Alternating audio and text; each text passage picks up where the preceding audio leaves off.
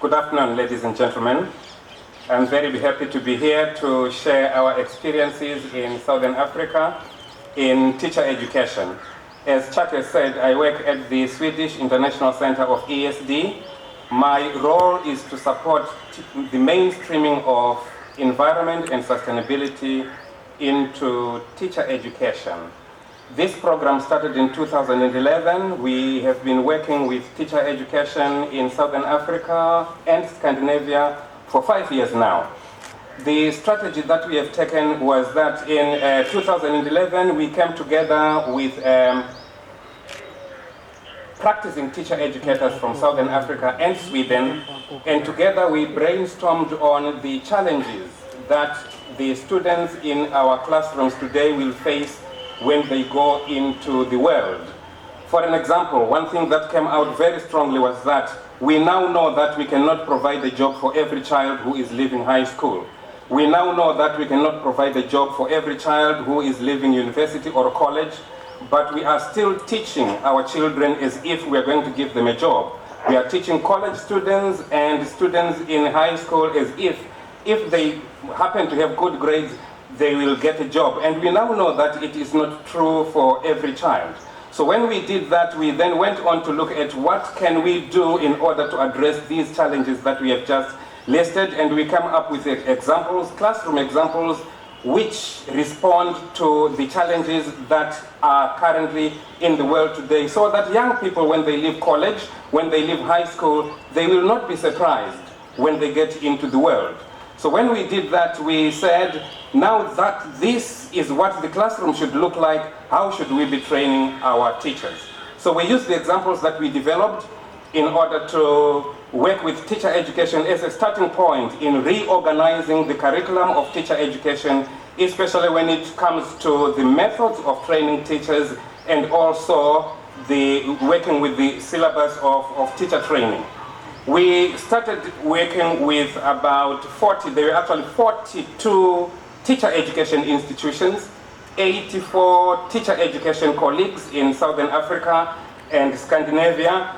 And after a period of 4 years, 3 to 4 years, when the student teachers were now going into teaching practice into the schools, one example from Belvedere Teachers College, when the students teachers started going into the schools, we discovered that the student teachers had been empowered in environment and sustainability education, but the schools were not ready. The schools were still very much exam driven. As long as environment and sustainability education was not in assessment, was not being tested, the school was not interested in a teacher who is empowered to deliver in such a way. So this created a problem for us, and we came back to the drawing table to say, how can we deal with this? Our commitment in the Global Action Program was to support teacher education, but now we had this challenge that we can support teacher education, but if the product of teacher education is not relevant in the schools with the current school system, then we are going to have a problem.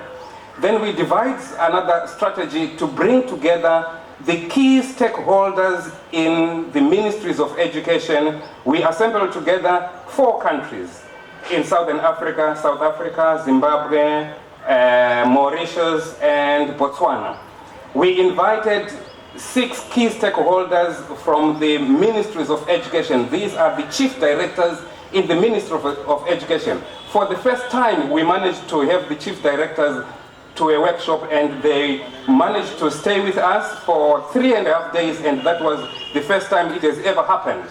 And we invited the chief directors in primary education, secondary education, teacher education, technical and vocational education, curriculum development, and also assessment.